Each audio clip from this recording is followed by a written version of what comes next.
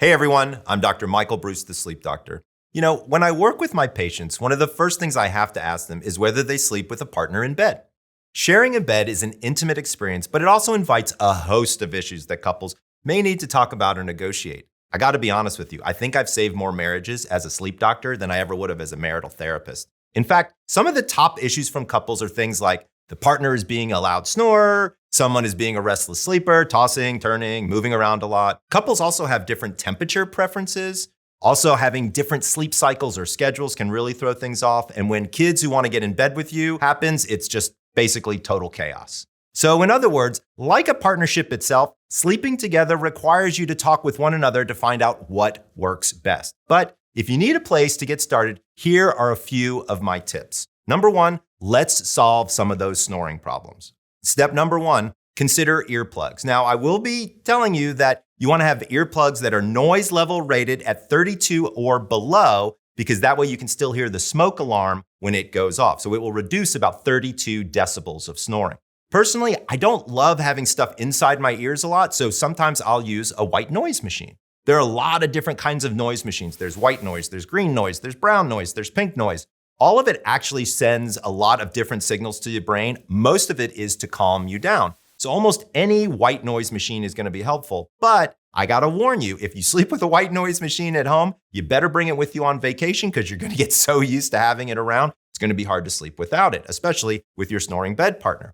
If you can, get that person to give them the elbow and sleep on their side. Believe it or not, by moving all of the anatomy to one side, we actually force the tongue and any extra tissue forward, which opens up the airway, and that allows for a lot quieter snoring. So a lot of times that elbow to the side is going to work.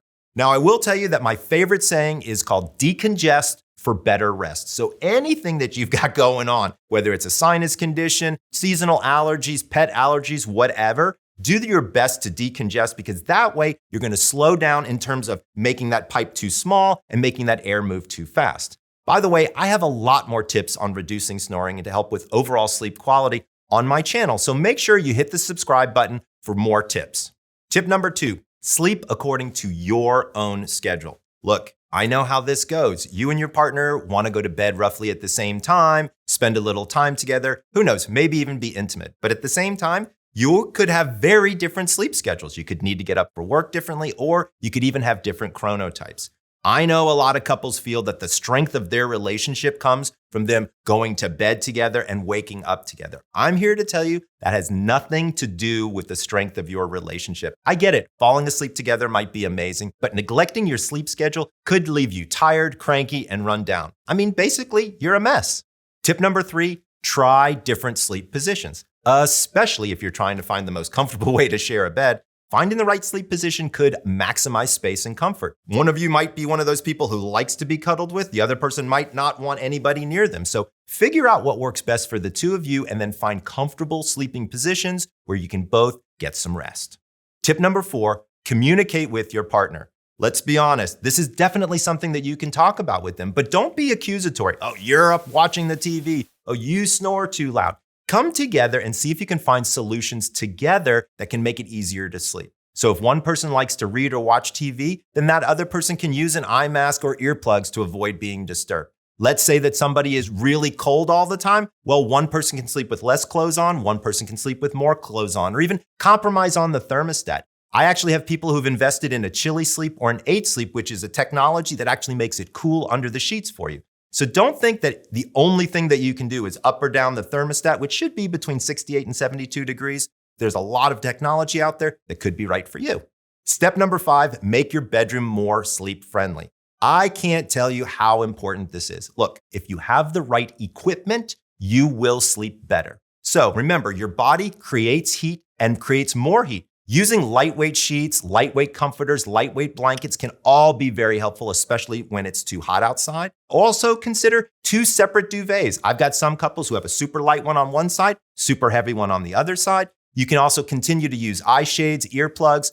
You need to figure out what works best for you and then figure out what works for your partner and see if you can help each other out. This is a big one. Keep your kids out of the bedroom. I know this can be controversial, but let's be fair. Kids need to learn how to sleep and be in their own room. And if they can't figure out how to do that on their own, you may have a secondary problem on your hands. One of the things that happened in our house is when my kids were very young, we bribed them. Hot Wheels turned out to be the bribery of choice. My son didn't want to stay in his bed. And so if he stayed in until 6:30 in the morning, he got a Hot Wheels. Then if he stayed in for 2 days, he got another one. And before we knew it, at the end of the week and roughly 10 Hot Wheels, my kid was staying in bed. So think through this idea. I promise you, you really want your kids in their own room, teaching themselves how to sleep. And finally, number 7, I want you to remember, get a bigger bed. Remember, queen should be the minimum size for 2 people. A lot of people move to a king. Some people even move to a California king. But remember, the more space you have to move around at night, the greater likelihood it is that you're going to get a good night's sleep.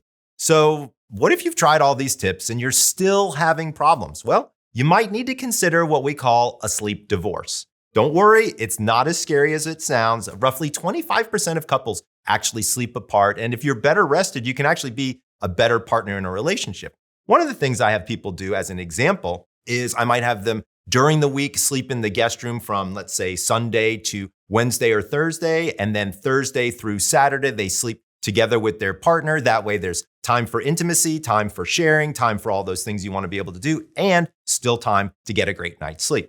I have a whole video where I discuss in depth what a sleep divorce is and whether it's right for you and your partner. So please be sure to check out that video right here. I hope that you and your partner can find some of the best sleep because I promise it will be a huge boost to your relationship. This is Dr. Michael Breus, the Sleep Doctor, wishing you and your partner sweet dreams.